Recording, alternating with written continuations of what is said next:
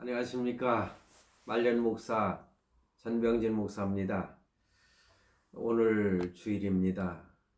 날씨는 참 화창합니다만은 밖의 온도는 참 초겨울이라고 해도 과언이 아닌 쌀쌀합니다. 여러분들 이러한 때 늘 건강에 유의하시길 바랍니다. 오늘도 계속해서 요한계시록 설교를 합니다. 사실 요한계시록을 설교하면서 여러 목사님들의 설교나 마지막 때에 되어질 일들에 대한 그런 설교들을 좀 듣고 또 SNS를 통해서 여러 가지를 찾아보고 하면서 마지막 때에 되어질 그런 사건들에 대해서 하나하나 낱낱이 말하고 설명하는 것을 보면은 우리 성도들에게도 공포심을 이렇게 일으키는 그런 말씀들이 많이 있더라고요.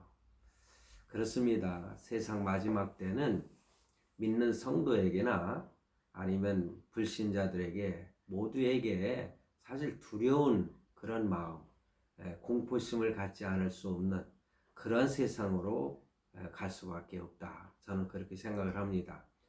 그런 측면에서 여러분들께서도 한번 상상하시면서 오늘 말씀을 들으시면은 큰 은혜가 되실 줄로 믿고 또 말씀을 듣고 우리의 삶 속에 적용한다면은 마음의 평안도 있으리라 그런 생각을 해봅니다.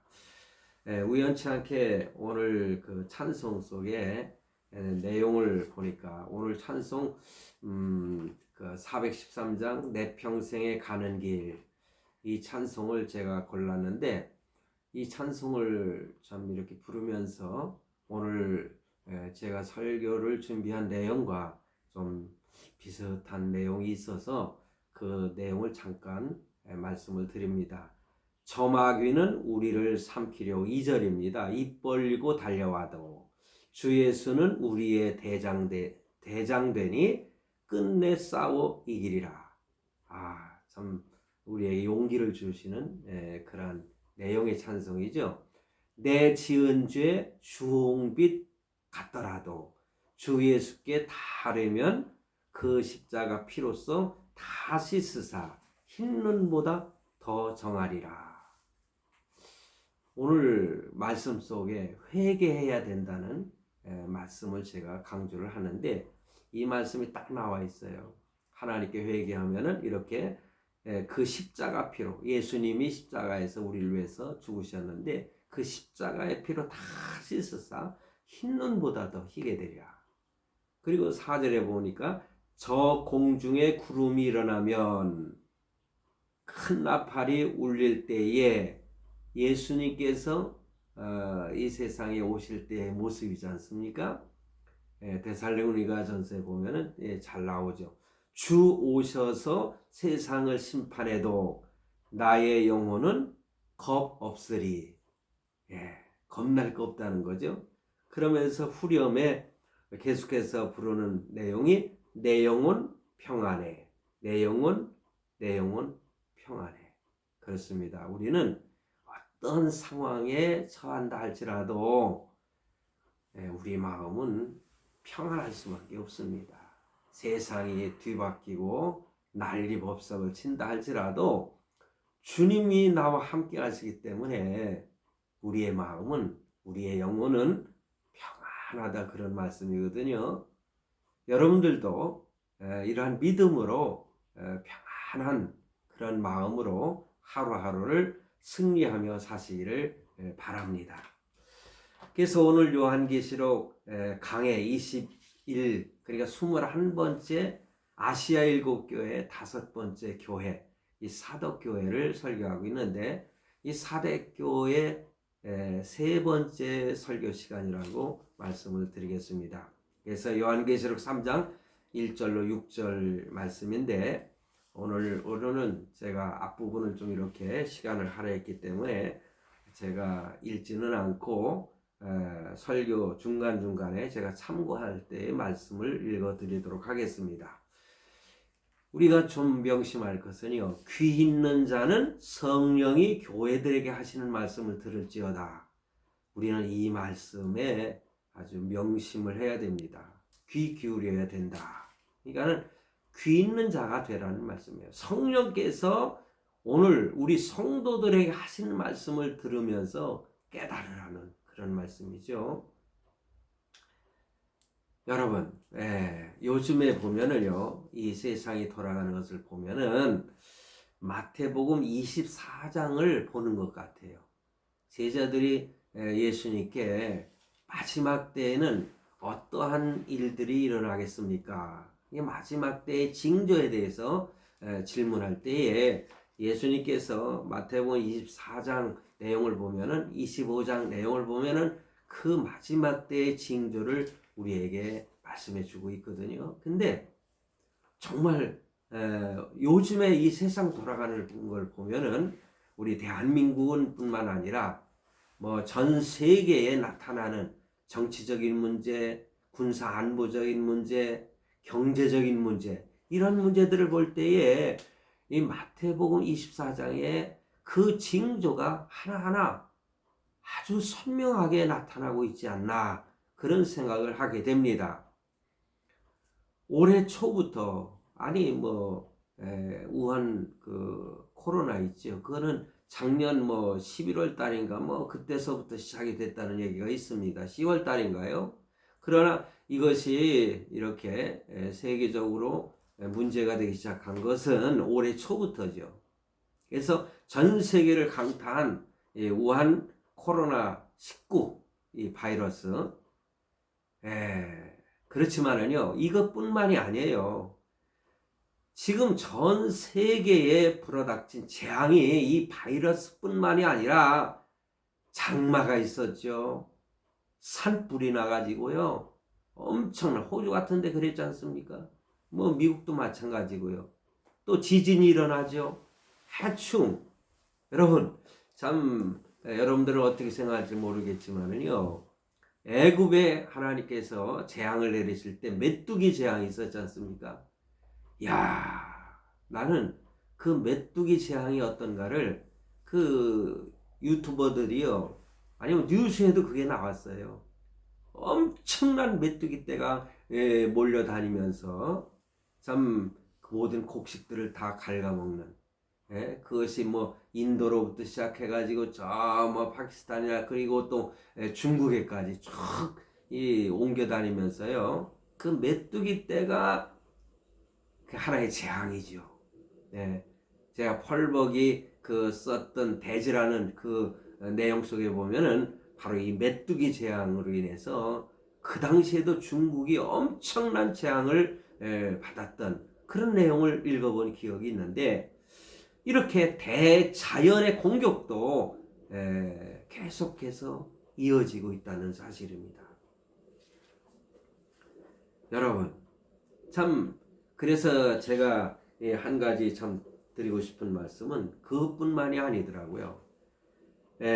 중국의 동북 지역에 아주 폭설이 내렸다, 그런 내용들이요, 뉴스에는 나오지 않는데 유튜버들이 그걸 실질적으로 찍어가지고 제공하는 그 내용들을 이렇게 방영을 하는 것을 저는 계속 보거든요.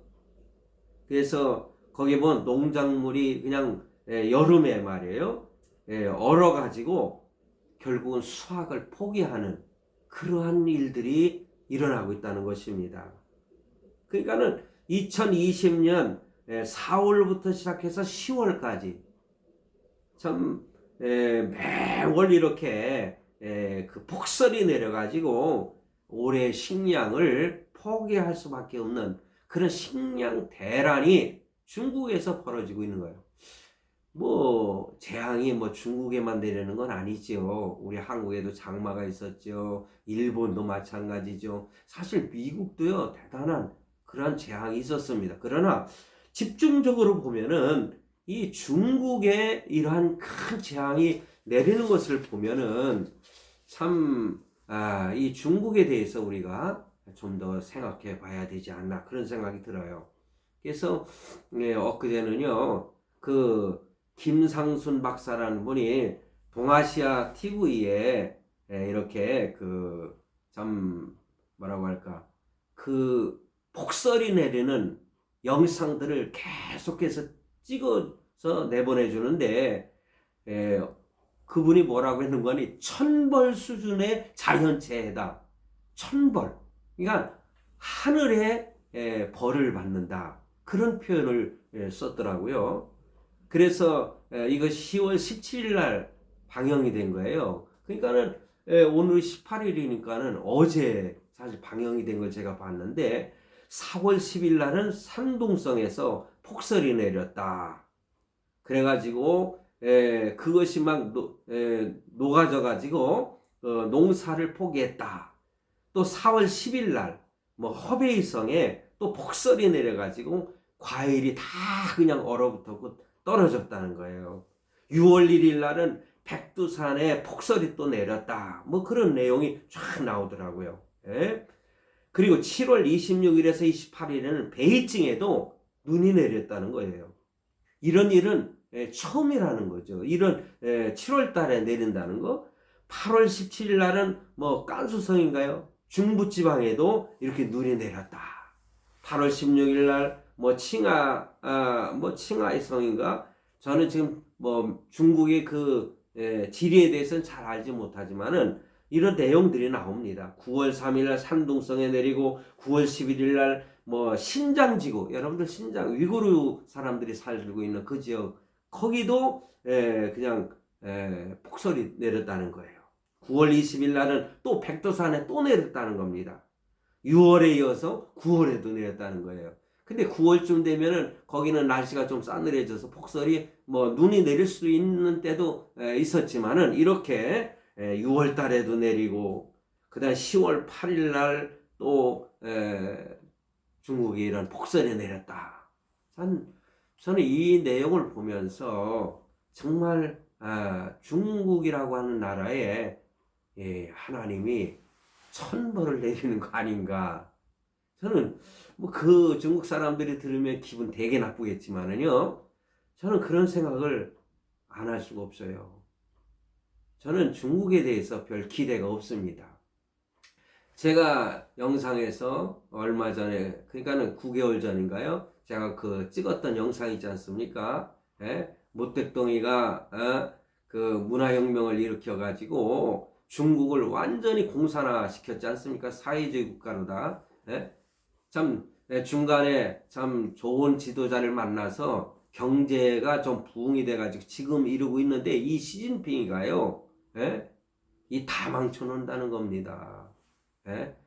네, 또 영상을 보니까요, 그 당시에 홍위군 있지 않습니까? 이 홍위군이 지금 시진핑이가 지금 과거에 그 청년들 홍위병 있지 않습니까? 그 홍위병을 훈련시키는 장면들이 다시 나타나고 있다는 거. 그걸 보면서 경악을 금치 못했어요. 이 중국이 다시 그런 나라로 회귀되고 있구나. 결국은 이렇게 되면은 하나님의 심판을 받지 않을 수가 없어요.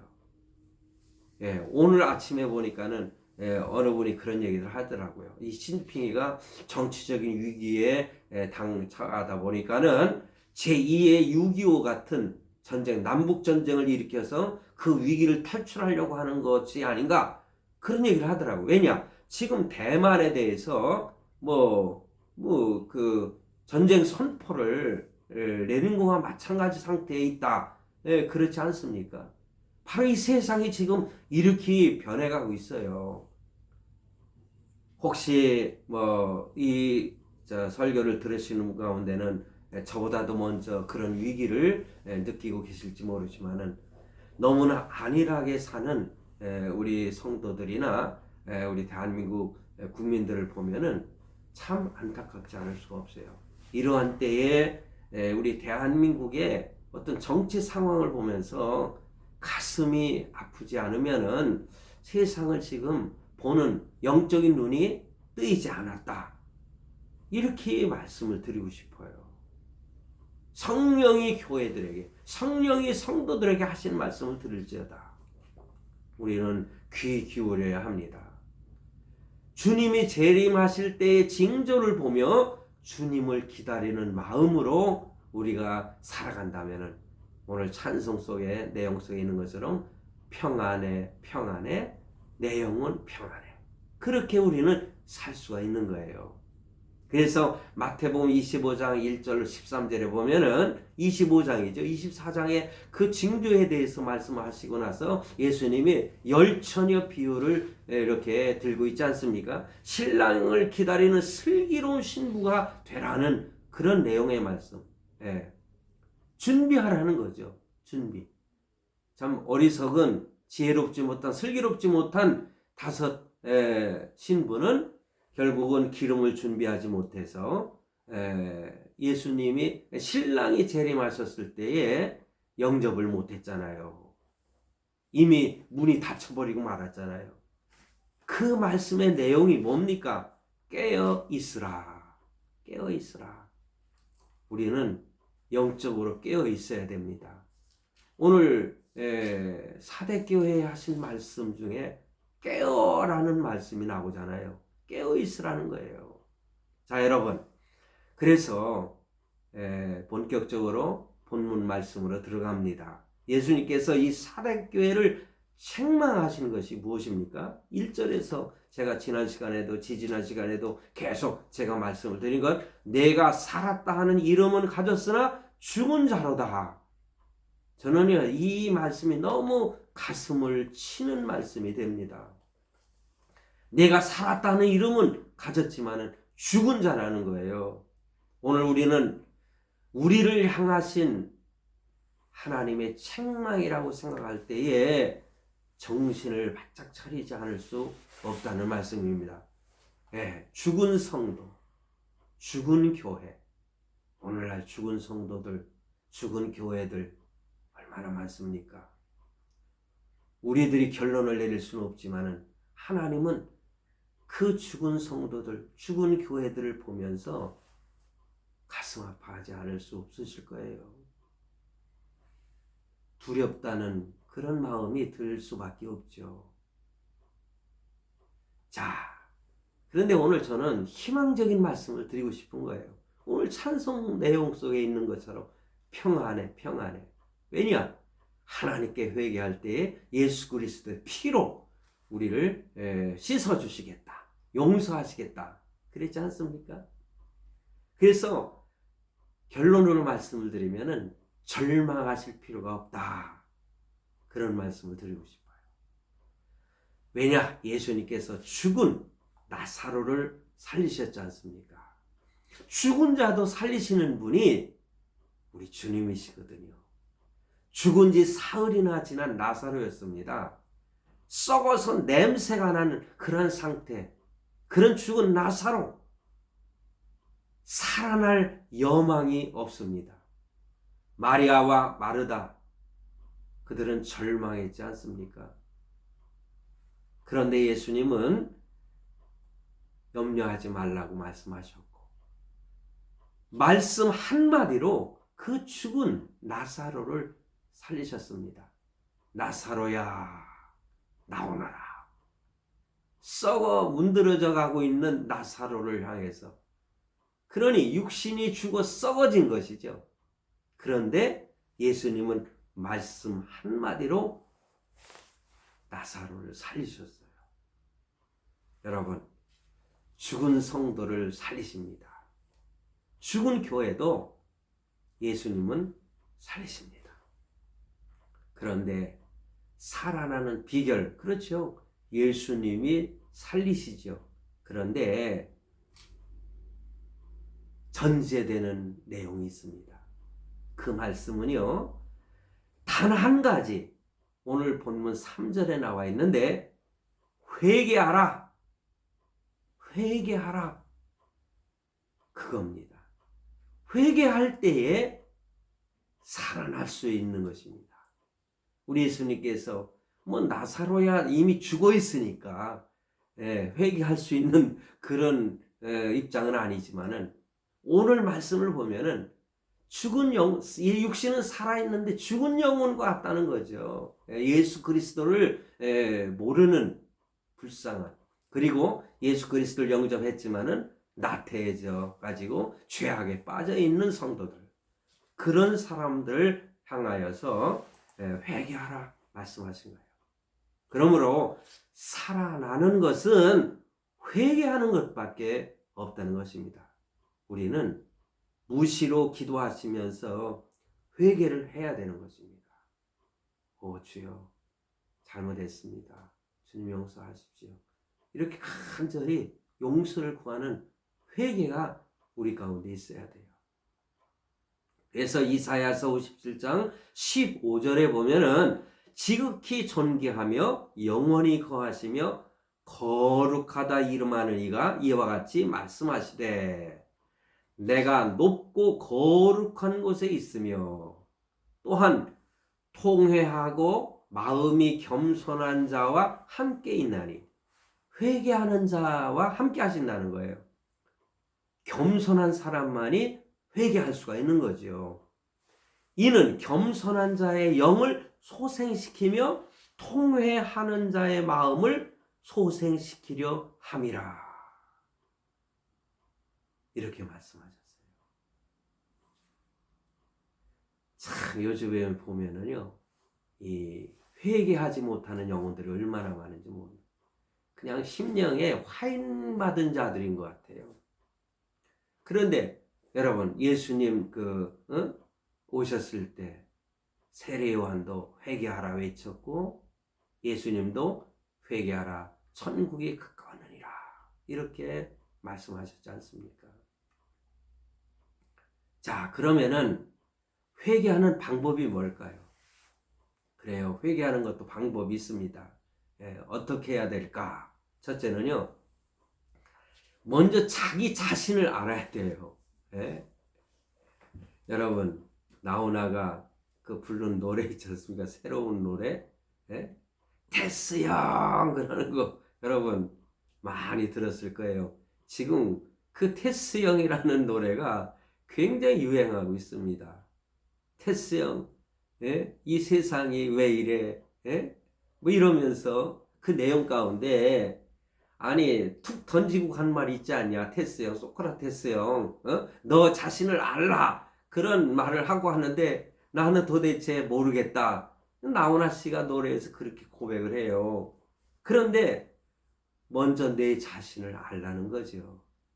자신의 정체성을 알아야 돼요. 그게 뭔지 압니까? 이 세상 모든 사람들은 죄인입니다. 내 자신이 죄인이라고 하는 사실을 먼저 깨닫는 자가 회개할 수가 있는 거예요. 어떤 사람들은 난 평생을 살았어도 나는 남을 갖다가 해하거나 남에게 나쁜 짓을 하지 않았다. 그러면서 나는 죄가 없다. 자기는 의롭다. 이렇게 말하는 그런 분들도 있지 않습니까? 그런데 성도 여러분, 우리는 부인할 수 없지 않습니까? 이미 아담이 하나님께 범죄함으로 인해서 우리 모두는 다 죄인이지 않습니까? 그리고 우리는 자범죄를 지지 않습니까? 매일매일 마음으로도 죄를 지고 우리 행동으로도 죄를 짓지 않습니까? 사실 악한 말을 하는 것도 죄 아닙니까? 어떤 일을 하든지 간에 남을 갖다가 참 해하는 거, 남의 돈을 갖다 갈취하는 거, 횡령하는 것, 그냥 사람들을 사기쳐가지고요. 요즘에 옵티머스인가요? 맞는지 모르겠네. 요즘에 그 일로 인해서 그냥 정치가 얼마나 어수선합니까? 이게 옵티머스 그 사건을 보니까는요, 이야, 사람을 쏘고 NH증권인가 그런 증권사를 통해서도 사람들이 본드를 갖다가 좀 받아들여 가지고 말이에요. 그런데 제가 오늘 그런 설교하려고 한 건 아닌데 그게 나오는데 어떡합니까? 설교할 때는요, 성령이 인도하시는 거거든요. 나도 내 입을 내 마음대로 할 수 없을 때가 있어요. 왜냐, 머릿속에 막 밀려오면 그 말을 하지 않을 수 없는 거예요. 그런데 NH증권이나 이런 데서 보면 펀드 있지 않습니까? 그런데 만약에 은행에서 5%를 1년에 준다, 이자로. 그런데 만약에 10%를 준다 하면은 의심을 해가지고 저거 잘못된 펀드 아니야? 그래서 가입을 하는 사람이 두려워서 하지 않는다는 거예요. 그런데 요번에 한 것들은 뭘 어떻게 했는지 압니까? 만약에 연 이자가 2.5라고 하면은요, 거기서는 2.7이나 2.8 이렇게 준다고 그랬다는 거예요. 그러니까 얼마 차이가 안 나니까는 어떤 사람은요, 고백을 하는데 자기는 지금 현찰로 얼마 안 있으면 써야 되지만은 그거를 잠깐 맡겼다가 그거를 이자를 받아가지고 자기 사랑하는 아내 보약을 좀 해주고 싶어가지고 그걸 들었다는 거예요. 그러는데 그냥 순간에 날아가 버렸다는 거죠. 사기치는 이 일당들 말이에요. 어떻게 하나님이 심판하실지 한번 두고 봐야 할 일이 아닌가. 그러니까는 여러분, 그래서 회개는요, 자기 자신을 알아야 된다는 거죠. 그래서 자기 자신을 발견하려면 어떻게 되느냐? 3절 말씀에 보니까는 그러므로 내가 어떻게 받았으며 어떻게 들었는지 생각하고 지켜 회개하라. 만일 일깨지 아니하면 내가 도둑같이 이르리니 어느 때에 내게 이르는지 내가 알지 못하리라. 사람들은요, 죄를 지었어도 아니라고 거짓말을 해요. 이야, 사람 미치고 환장하는 거예요. 증거들이 막 나오는데도 아니라는 거예요. 요즘에 드라마에도요, 거짓말에 거짓말이란 그런 드라마도 나오더라고요. 그 작가가 그것을 고발하는지는 모르겠는데, 야, 그냥 갖다 들이대도요, 눈에다 갖다 들이대요. 이게 아니냐? 그래도 아니라는 거예요. 이게 사람 미치는 일 아닙니까? 그런데요, 이 사회주의자들, 전체주의자들이 바로 그렇답니다. 자기가 하는 건 다 의롭다는 거예요. 그러면서 남에게 전가시키죠. 그게 인간의 정체성입니다. 사실 저 자신도요, 아니라고 부인 못해요. 왜냐? 나도, 여러분도 아담의 후손이지 않습니까? 아담처럼 핑계대는 거예요. 아담은 하나님이 찾으실 때에 그 범죄한 후에 하나님의 명령을 어기고 숨었지 않습니까? 자기가 벗은 줄 그거 이제 고백이니까 그렇지만은요. 그래서 그 하체를 갖다 막 가리지 않습니까? 예? 나뭇잎으로다가. 그런데 보세요. 자기 벗은 것에만 신경을 썼어요. 하나님은 벗은 거에 대해서 별 관심이 없어요. 그런데 창세기 3장 9절에서 13절에 보니까는 여호와 하나님이 아담을 부르시며 그에게 이르시되 내가 어디 있느냐 그렇게 말씀하셔요. 이르되 내가 동산에서 하나님의 소리를 듣고 내가 벗었으므로 두려워하여 숨었나이다. 이렇게 고백을 해요. 근데 11절에 이르시되 누가 너의 벗었음을 내게 알렸느냐?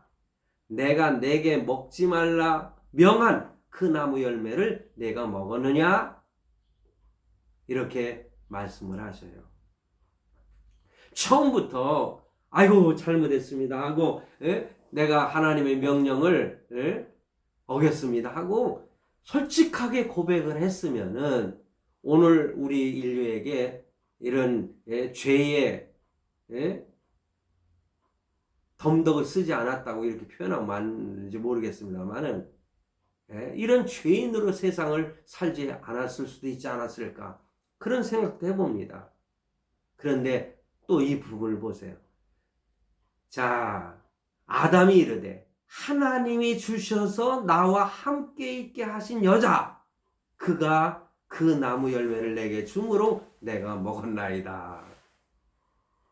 야, 그 아담이 멋진 말을 하는데 멋지죠? 이게 우리 정체성이에요. 전가시켜요. 저도 그런 부분이 없지 않아 있습니다. 그러면서 또 하와 여자에게 이르시되 내가 어찌하여 이렇게 하느냐 여자가 이르되 뱀이 나를 꾀므로 내가 먹었나이다. 그렇죠. 꾀임을 받은 바보 같은 행동을 자기가 하나님께 고백을 해야 되는데, 예? 하나님이 만들어 놓으신 뱀이 나를 꿰물어 어쩔 수 없이 먹었습니다. 그랬단 말씀이에요. 자, 하나님은 벗은 것에 관심이 없습니다. 먹은 것에 관심이 있으신 거예요. 솔직하게 내가 먹었으므로 동산에 있는 그 선악과 나무 열매를 내가 먹지 말라고 명령하셨는데 내가 먹었습니다. 그래서 참 하나님이 두려워서 숨었습니다. 이렇게 고백을 했어야 되는 것입니다. 그러므로 본문 말씀에 내가 어떻게 받았으며 어떻게 들었는지 생각하고 지켜 회개하라. 오늘 앞부분에 제가 다른 말씀을 첨가하다 보니까는 제가 생각한 시간이 좀 지나서 말씀을 얘기해서 맺으려고 합니다. 오늘 강조하는 말씀은 회개에 대한 말씀이에요. 그래서 다음 시간에 이 회개에 대한 말씀을 더 집중해서 깊이 있게 말씀을 드리도록 하겠습니다. 성도 여러분, 오늘 우리는 하나님 앞에 나의 정체성, 나는 죄인이라는 것을 깨닫고 행동으로 옮겨야 되는 것입니다. 그래야만이 그 예수님의 피로 우리의 죄를 싹 씻어주시고 하나님 앞에 우리는 평안한 마음으로 살 수 있는 성도가 될 줄로 믿습니다. 오늘도 주의 은혜 가운데 평안하시기를 바랍니다. 감사합니다.